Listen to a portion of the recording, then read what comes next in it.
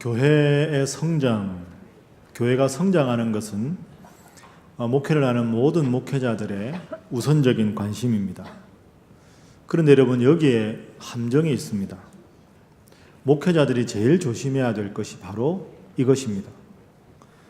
제가 늘 강조하듯이 교회의 성장은 목회자와 성도들의 관심이기는 하지만 교회의 성장이 교회의 목표가 되어서는 안 됩니다. 그럼 여러분, 교회의 목표가 무엇일까요? 교회의 목표는 바로 교회 건강함, 건강한 교회입니다. 건강한 교회가 되면 자연스럽게 교회는 성장하게 되어 있습니다. 건강한 교회가 목표가 되어야 하는 것이지요.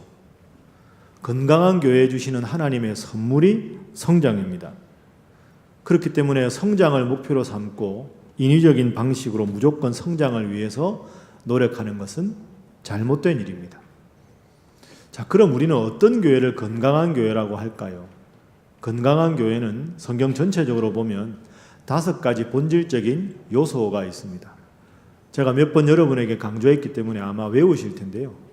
본질적인 교회의 가장 중요한 5가지 요소는 예배, 교육, 선교, 그리고 이웃에 대한 봉사. 마지막이 뭘까요? 마지막은 교제입니다. 예배, 교육, 선교, 봉사.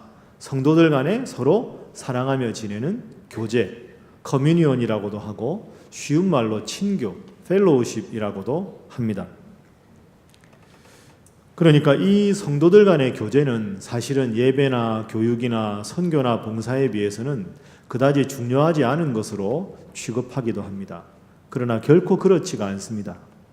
교인들끼리 마음이 하나가 되고 서로 사랑할 수 있어야 예배도 은혜롭게 되고 선교도 더 열심히 할 수 있고 더 서로가 이웃을 향해서 열심히 봉사도 할 수 있기 때문입니다.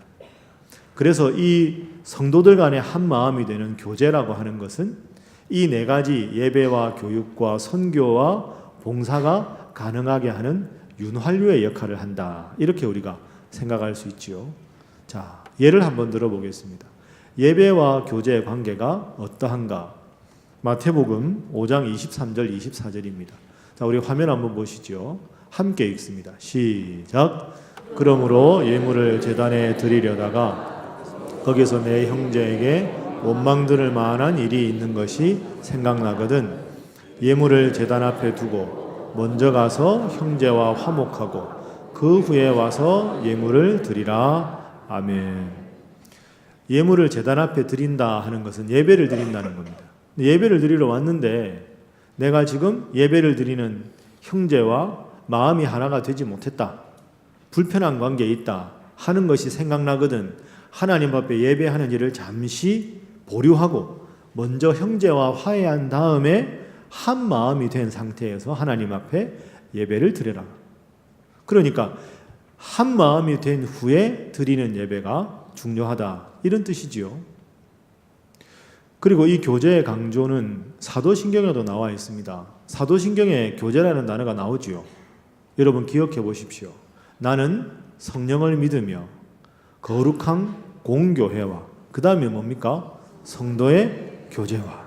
그러니까 사도신경에서 기독교 신앙의 핵심 요소 중에 하나도 성도들끼리 한 마음으로 잘 지내는 겁니다.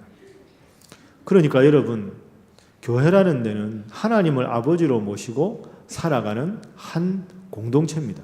그러니까 우리 모두는 한 하나님 아버지 아래 한 가족들, 한 형제요, 한 자매들이다. 이렇게 우리가 표현할 수 있습니다.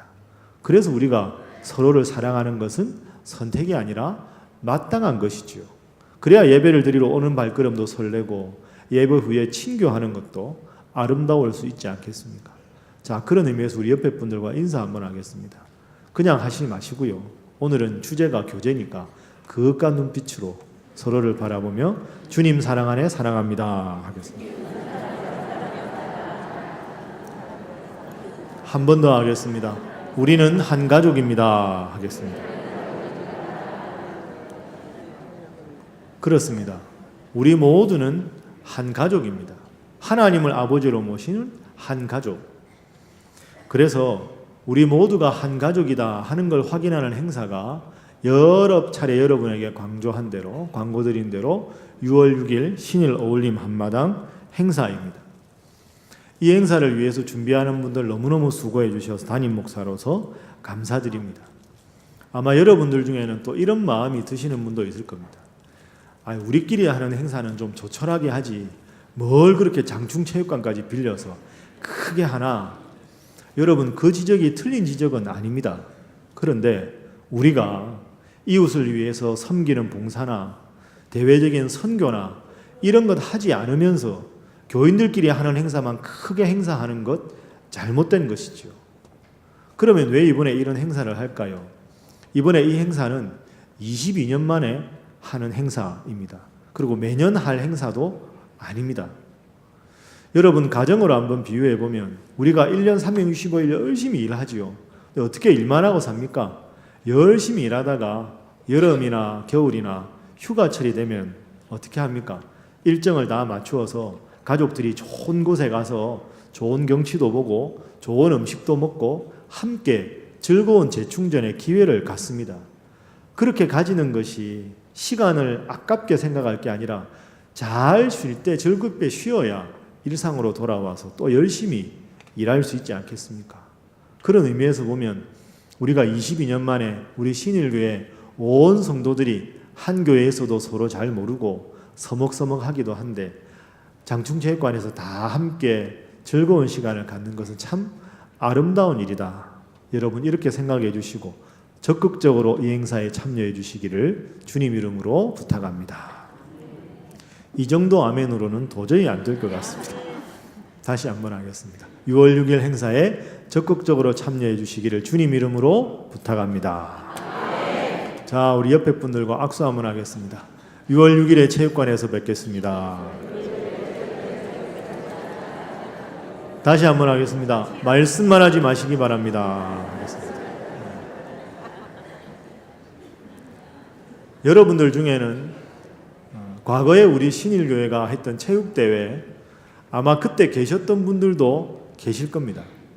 옛날에 우리 교회 했던 신일체전, 그때는 어떤 모습이었는가 한번 떠올려 보십시오. 그래서 짧은 영상을 준비했습니다. 이 영상은 과거에 우리 교회가 신일체전 했을 때 사진을 짧게 편집한 겁니다. 이거 한번 보시고 과거의 추억을 떠올려 보시고 본문을 살펴보도록 하겠습니다. 주님의 팔에, 주님의 팔에, 그 팔에 안기세. 주님의 팔에, 주님의 팔에, 그 팔에 안기세.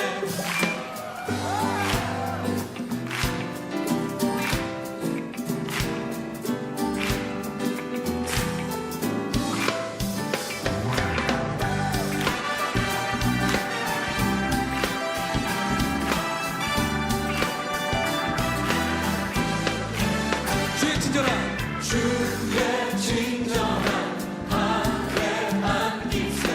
우리 맘이 편안하리니 항상 기쁘고 복이 되겠네. 영원하신 팔에 안기세. 주의 팔에, 주의 팔에, 크신 팔에 안기세.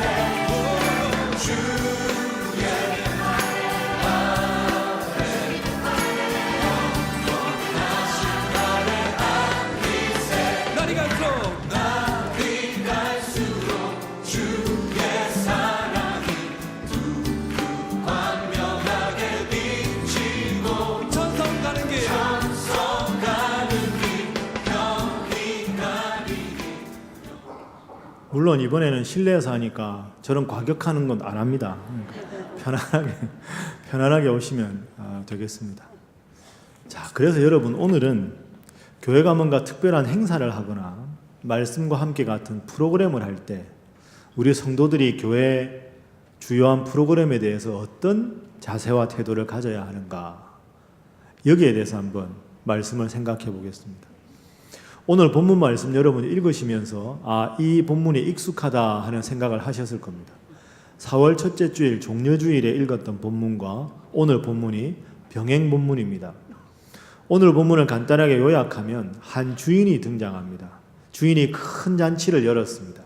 이 주인은 하나님을 뜻하고 잔치는 천국 잔치를 뜻합니다. 그런데 이 잔치에 이미 초청장을 주었을 때 오기로 약속한 세 종류의 사람들이 있었습니다.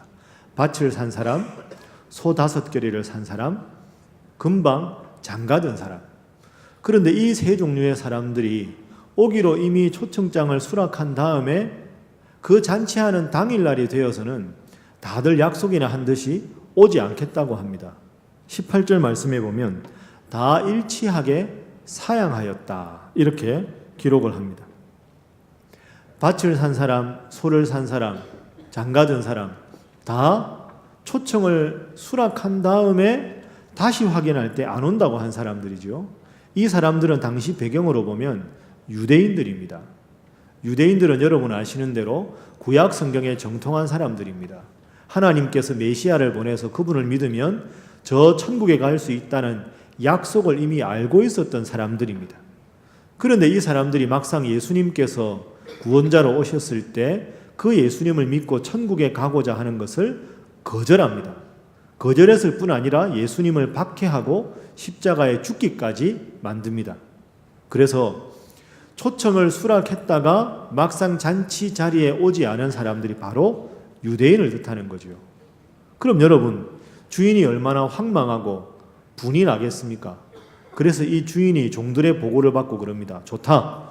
그들이 오지 않겠다고 하면 놔둬라. 대신에 저 내거리로 나가서 저 내거리에 있는 수많은 사람들 중에서 잔치에 아무나 오라고 해라. 그래서 그 수많은 내거리에 있는 사람들, 가난한 사람들, 병든 사람들, 소외된 사람들로 잔치 좌석을 다 채웁니다. 이 내거리에 있다가 잔치 자리에 온 사람들은 이방인을 뜻합니다. 이방인은 구약 성경도 모르고 메시아에 대한 약속도 몰랐지만 예수님 오셨을 때 예수님을 마음의 구원자로 받아들이고 천국 잔치에 갈 수 있게 된 그런 사람들인 것이지요. 자, 그런데 오늘 본문에서 우리가 주목할 것은 세 종류의 잔치 초청을 거절한 사람들입니다. 밭을 산 사람들, 소를 산 사람, 그리고 장가 들었다고 오지 않겠다고 한 사람들. 이 사람들에 대해서 한번 생각을 해 보겠습니다.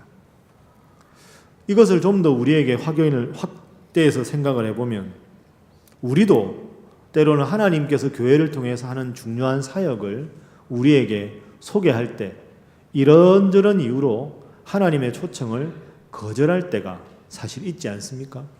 그래서 이 세 종류의 사람과 우리의 영적인 게으름을 연결시켜서 우리가 오늘 어떤 태도를 가져야 하는가 한번 생각을 해보겠습니다.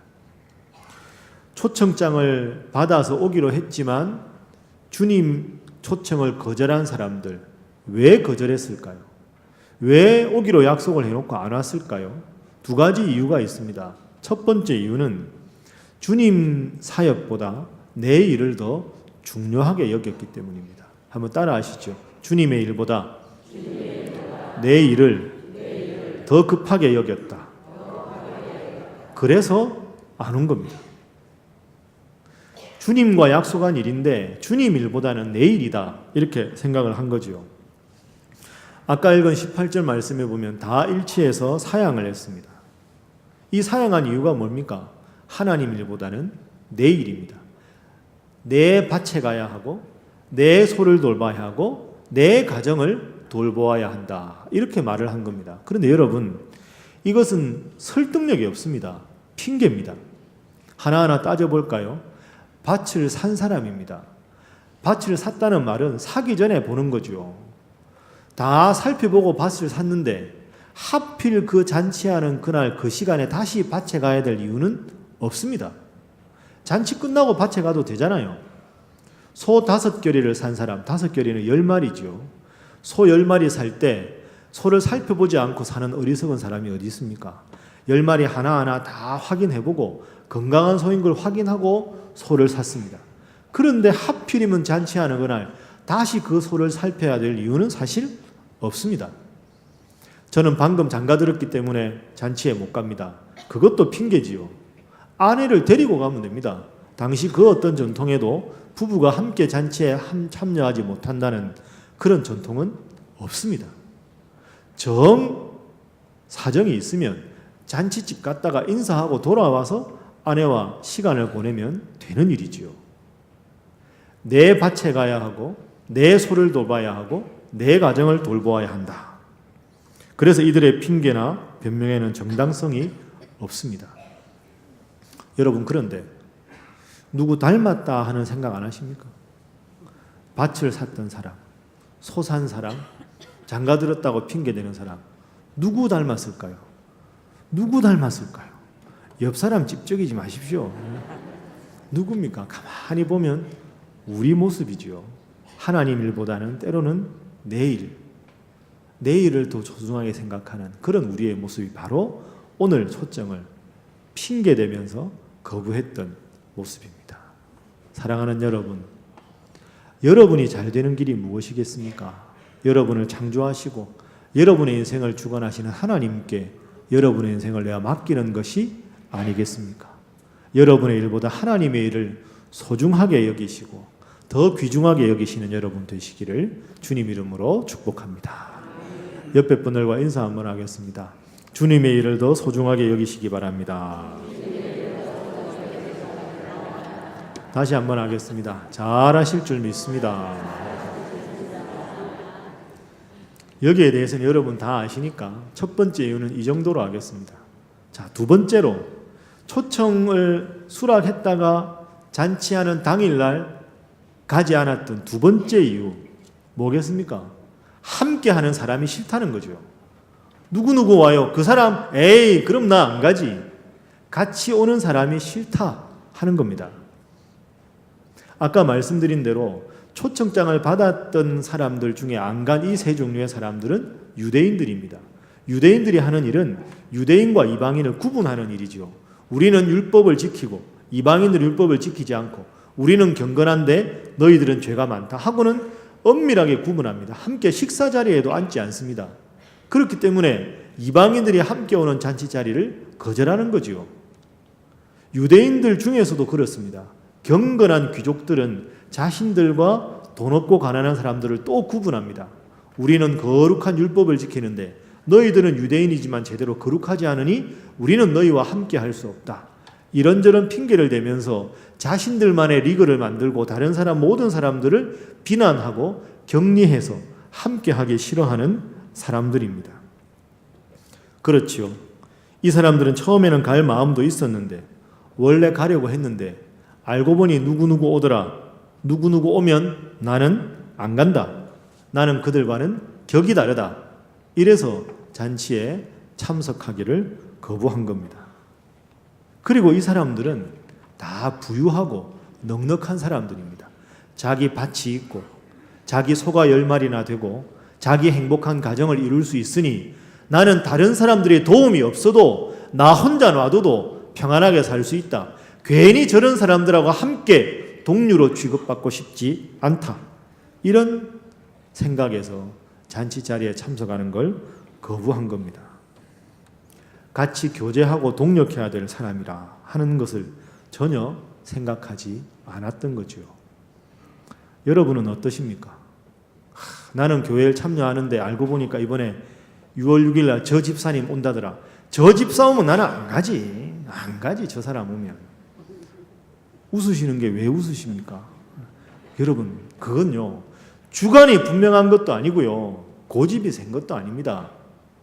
정확하게 말씀드리면 불신앙입니다. 하나님이 그럼에도 불구하고 나를 사랑하셨는데 그 하나님을 믿는 내가 이런저런 이유를 대면서 누군가를 사랑하지 않는다. 그 하나님 제대로 믿는 게 아니지 않습니까? 교회는 갈등이 있습니다. 교회는 죄인들의 모임이기 때문입니다. 교회라고 우리가 다 교회는 작은 천국 같아야 하지만 솔직히 여러분 교회는 작은 천국이 아닙니다. 전부 죄인이 모였는데 어떻게 천국이 되겠습니까? 교회는 갈등도 있고 다툼도 있는 것이지요.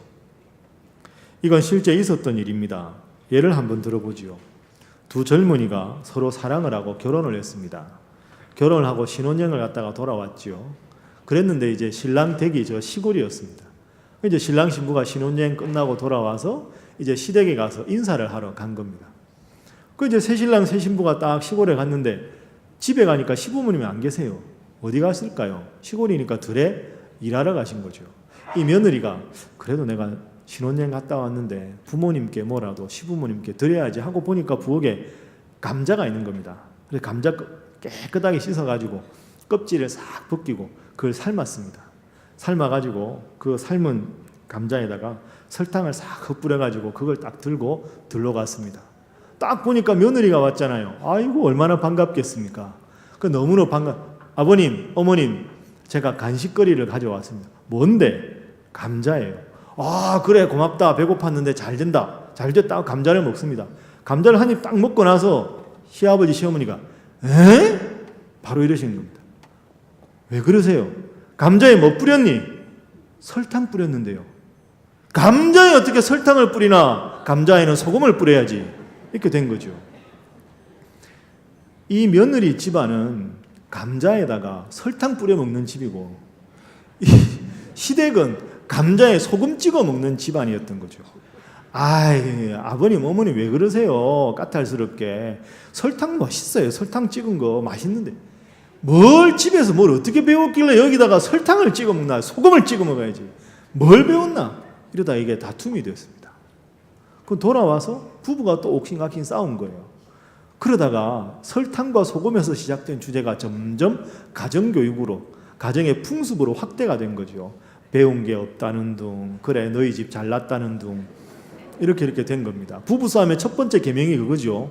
싸움이 시작된 주제에서 벗어나지 말아라. 근데 이제 엄청나게 벗어난 거죠. 가문의 분위기까지 갔으니 그러다 결국 이혼 소송까지 갔습니다. 재판장한테 재판을 받다가 신랑이 묻습니다. 아니 잠깐만 하나 물어보고 싶은 게 있다. 재판장님은 감자 삶은 거 먹을 때 소금에 찍어 먹습니까? 설탕에 찍어 먹습니까? 재판장이 웃으면서 저는 그냥 먹습니다. 안 찍고 그냥. 그 재판관 옆에 속기사 있잖아요. 속기사 양반, 당신은 뭐 찍어 먹습니까? 안 찍어 먹어요. 소금이에요, 설탕이에요, 안 찍어 먹어요. 아, 저희 집은 묵은지에 싸서 먹습니다. 여러분은 어디에 찍어 드십니까? 다 다르시죠? 다른 겁니다. 여기서 중요한 게 있죠.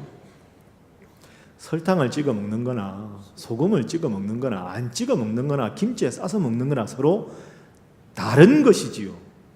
틀린 게 아닙니다. 아니 설탕 찍어 먹을 수도 있고 소금 찍어 먹을 수도 있는 것이지 그건 다르다가 아니라 틀렸다라고 말하는 순간 갈등이 생기는 거죠. 이건 제가 신혼 때 실제로 제가 경험한 일인데요.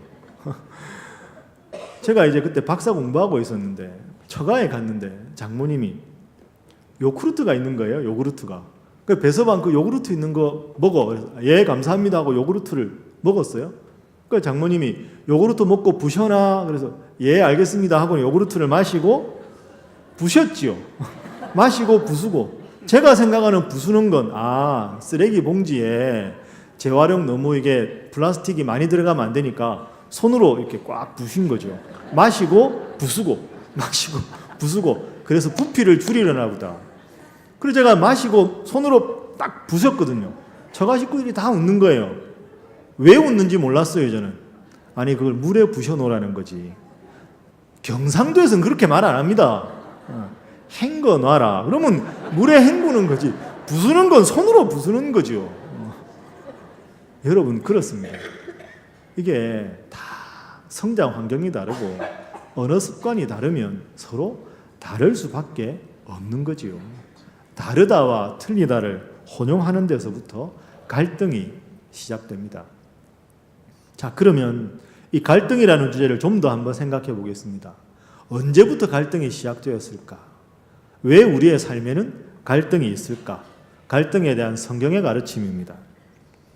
여러분, 갈등이 언제부터 시작됐을까요? 갈등은 천지 창조부터 시작됐습니다. 최초의 인류가 아담 아닙니까?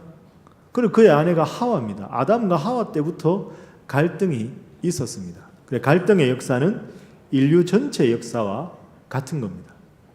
여러분이 아시는 사건을 한번 기억해 보십시오. 뱀이 하와를 유혹합니다. 선악과를 따먹어라. 그 하와가 선악과를 따먹었습니다. 그 따먹은 다음에 하와가 그 선악과를 또 아담에게 줍니다. 아담도 선악과를 따먹었습니다. 하나님이 선악과를 따먹지 말라고 했는데 하와도 따먹고 아담도 따먹었습니다. 하나님께서 그 사실을 아시고 아담에게 묻습니다. 아담아, 내가 너에게 금지한 그 선악과, 그 금지한 열매를 왜 따먹었느냐 물었습니다. 그럼 여러분, 아담이 어떻게 대답해야 맞습니까? 아, 하나님 죄송합니다. 제가 하나님 명령을 잠시 잊었습니다. 제 잘못입니다. 이래야 맞지 않습니까? 아담이 뭐라고 대답할까요? 자, 한번 보시죠. 창세기 3장 12절 말씀. 자, 함께 읽어봅니다. 시작. 아담이 이르되 하나님이 주셔서 나와 함께 있게 하신 여자 그가 그 나무 열매를 내게 주므로 내가 먹었나이다. 아멘. 자, 여기 계신 우리 권사님들, 여자 집사님들, 이 대답에 대해서 어떻게 생각하십니까? 아담 진짜 치사하다 이런 생각 드시지요? 죄송합니다 하나님, 제가 잊어버리고 먹었습니다. 제 잘못입니다. 이렇게 안 한 겁니다. 누구한테 핑계를 댑니까? 하와. 저 여자 때문에 내가 먹었습니다. 이렇게 된 거죠.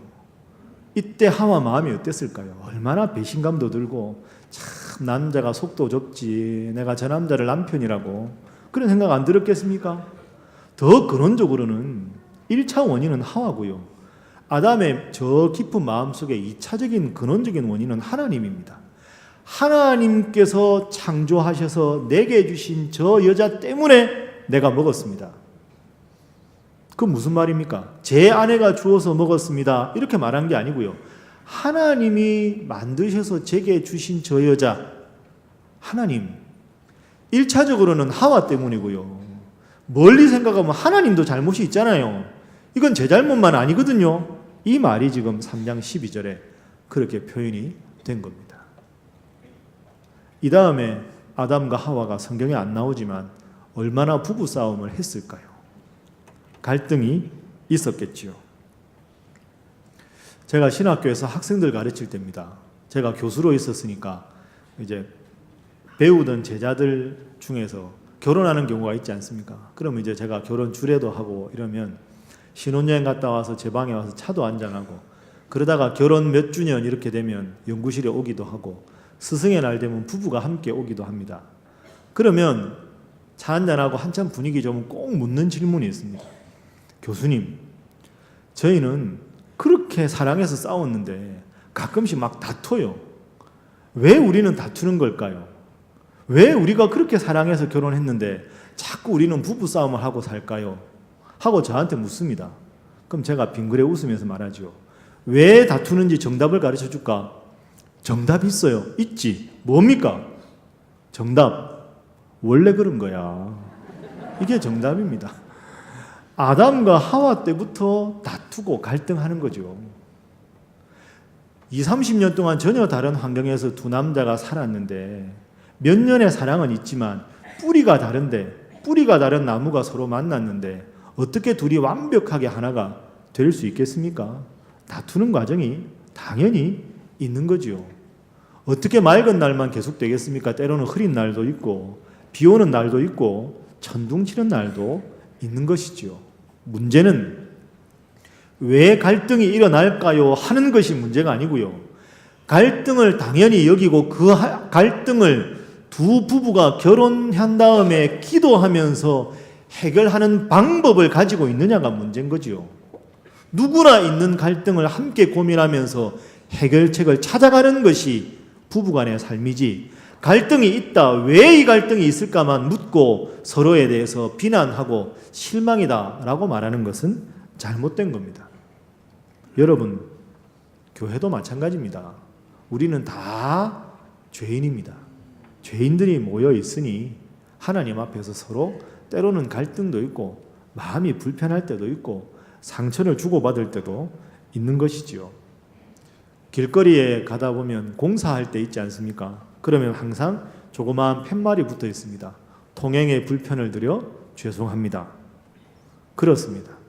에덴 동산 이후에 모든 인간과 모든 가족 그리고 모든 교회와 모든 공동체는 다 주님 앞에 설 때까지 치료 중이고 공사 중입니다. 그래서 갈등이 있습니다. 다 죄인이기 때문이지요.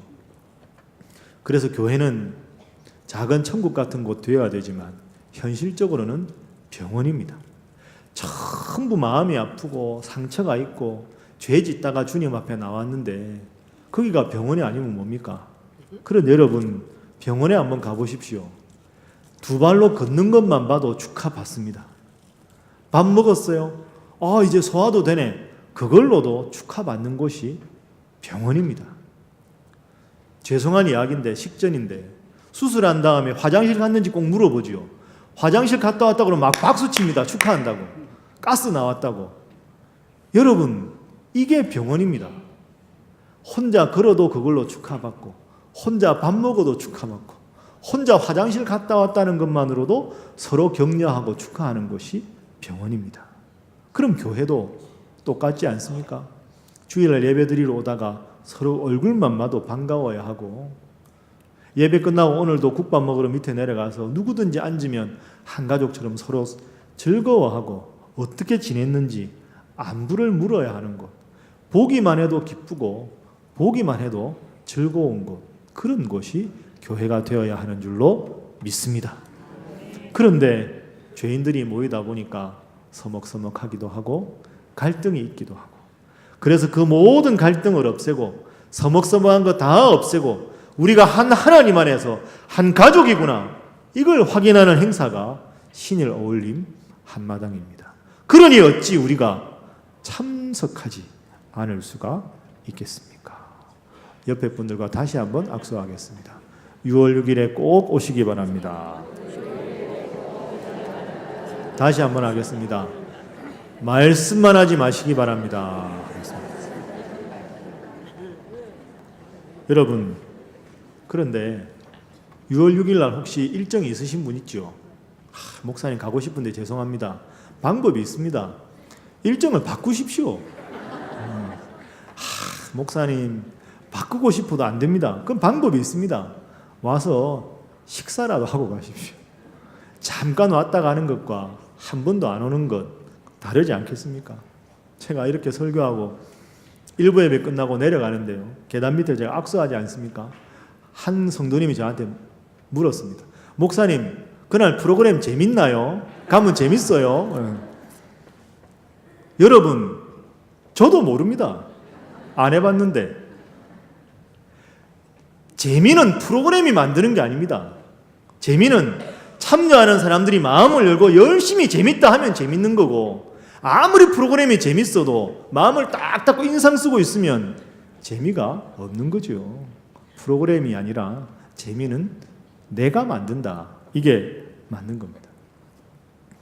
이제 말씀을 정리하면서 한 가지만 더 우리가 생각을 해보겠습니다. 자, 밭을 사서 못 온다. 소를 사서 못 온다. 장가 들어서 못 온다. 그래서 그 아름답고 화려한 잔치가 썰렁하게 되었습니다. 그랬을 때 주인이 누구를 부릅니까? 종들을 부릅니다. 종들을 불러서 명령한 것이 있습니다.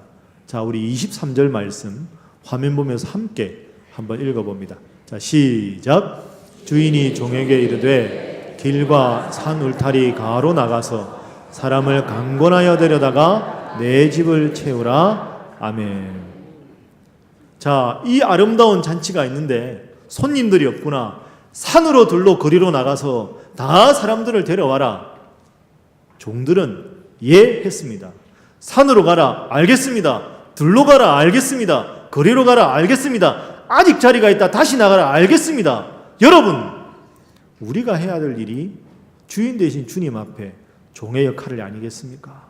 신앙생활하다 실족한 사람이 있으면 그분한테 찾아가서 손 붙잡고 함께 나와서 예배드리고, 오늘 이렇게 세 가족 수료했지만 이분들이 각 구역이나 교구에 잘 적응할 수 있도록 이분들을 사랑으로 섬기고 배려하는, 노가 아니라 예스 이 말만으로 주인에게 충성을 다한 종의 역할, 그게 우리 신일교회 성도들의 역할이 아니겠습니까?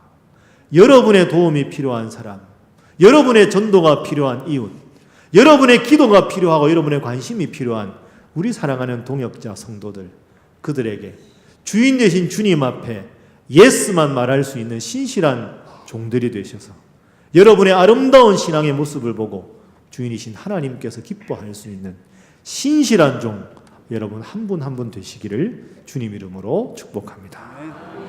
기도하겠습니다. 사랑의 하나님, 좋은 교회 주시고 말씀과 함께하는 좋은 프로그램 주셔서 늘 말씀과 더불어 살아가게 하시니 감사합니다. 어느덧 교회 갈등과 다툼이 사라지고 은혜를 회복하게 하심에 참으로 감사합니다. 주님, 그럼에도 불구하고 여전히 우리들은 죄인이라 서로 때로는 미움과 갈등과 다툼이 있습니다. 저희를 용서하여 주옵소서. 우리 모두가 죄인임을 기억하게 하여 주옵소서. 주신 말씀 생각하며 죄인임에도 사랑하시고 품어주시는 주님처럼 이제는 서로 배려하고 용서하고 사랑하는 성도들 되게 하시고 교회가 함께하는 일에 즐거운 마음으로 기쁘게 참여하는 저희들 되게 하여 주옵소서. 그리하여 하나님, 우리 신일교회가 온전히 하나 되게 하시고 서로 미움과 갈등이 사라지게 하시며 모두가 어울려 한 마음으로 한 마당에서 즐거워하게 하여 주옵소서. 예수님의 이름으로 기도하옵나이다. 아멘.